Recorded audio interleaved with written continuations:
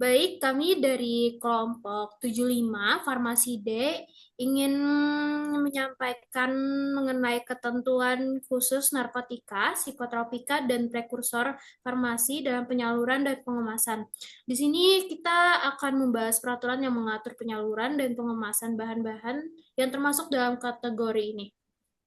Kita akan memahami bagaimana regulasi ini diterapkan untuk memastikan keamanan dan mencegah penyalahgunaan. Semoga melalui presentasi ini kita semua bisa lebih memahami pentingnya pengendalian yang ketat terhadap zat-zat tersebut demi kebaikan bersama. Next. Untuk anggota kelompok kami yaitu ada saya sendiri, Najwa Zahra dengan NIM akhir 133, ada Lupna Naura Aurielia dengan NIM akhir 126, ada Wendy Fadila Nugraha dengan NIM akhir 123. Next. Baik, di sini saya akan menjelaskan sedikit tentang pengertian narkotika, psikotropika, dan prekursor farmasi.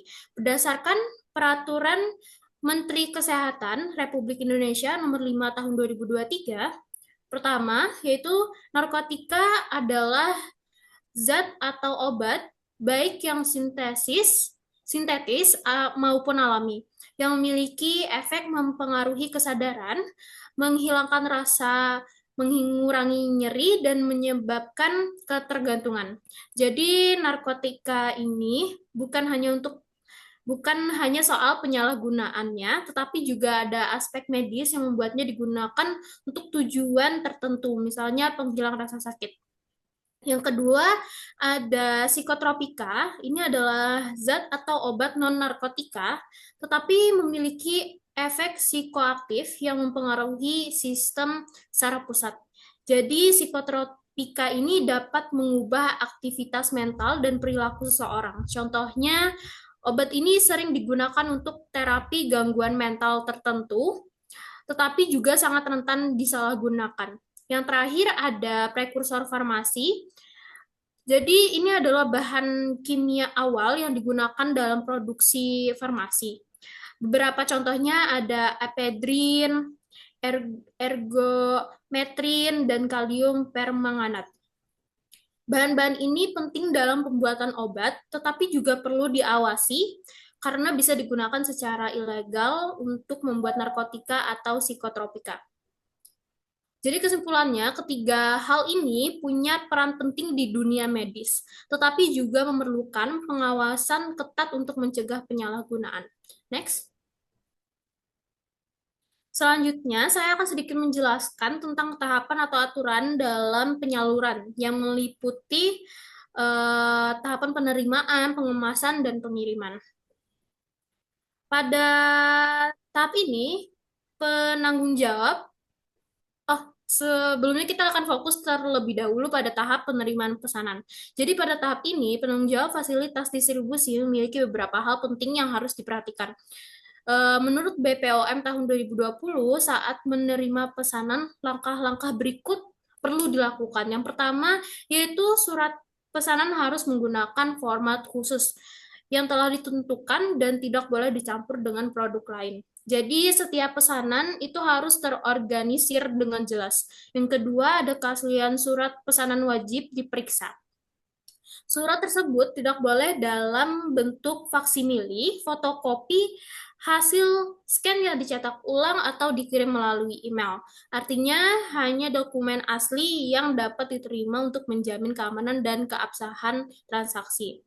Langkah-langkah ini sangat penting untuk memastikan proses distribusi berjalan dengan aman, terorganisir, dan sesuai dengan regulasi. Untuk tahapan selanjutnya, saya akan dilanjutkan oleh teman saya. Silakan.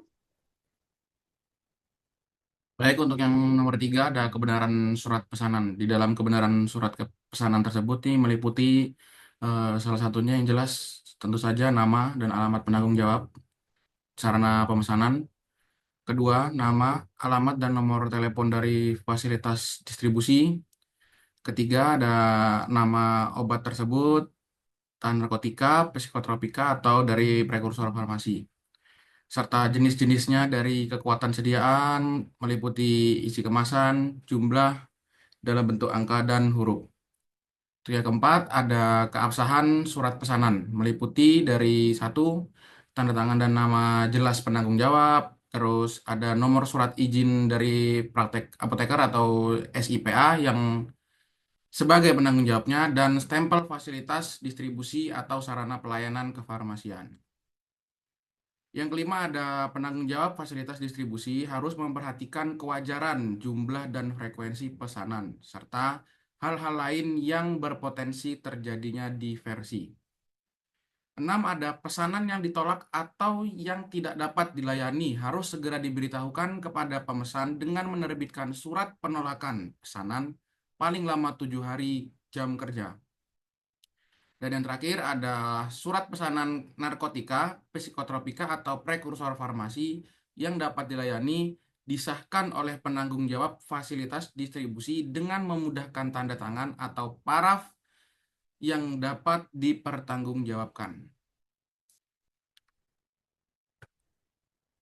Baik, selanjutnya terdapat beberapa aturan pengemasan untuk obat-obat narkotika, psikotropika, dan prekursor, seperti mengharuskan adanya surat pesanan, kemudian dicatat dalam waktu stok yang disahkan para kepala gudang, lalu melalui beberapa tahapan pemeriksaan seperti kebenaran nama, jenis kekuatan, isi kemasan, jumlah, nomor batch, tanggal kadaluarsa, nama industri farmasi, kondisi kemasan atau segel, kelengkapan, kesahan dokumen, dan kebenaran pengiriman tujuan. Next. Selanjutnya, pengemasan harus dilakukan sedemikian rupa untuk menghindari terjadinya pencurian atau penyalahgunaan selama proses pengiriman, yang dimana hal ini diawasi oleh kepala gudang dan penanggung jawab fasilitas distribusi. Sebagai kesimpulan, proses penyaluran narkotika, psikotropika, dan prekursor farmasi harus dilakukan dengan sangat teliti dan sesuai dengan regulasi. Pada tahap penerimaan pesanan, penting untuk memastikan keaslian, kebenaran, dan keabsahan surat pesanan, serta memantau kewajaran jumlah dan frekuensi untuk mencegah penyalahgunaan. Pesanan yang tidak dapat dilayani harus ditolak dengan pemberitahuan resmi, sementara pesanan yang diterima disahkan oleh penanggung jawab.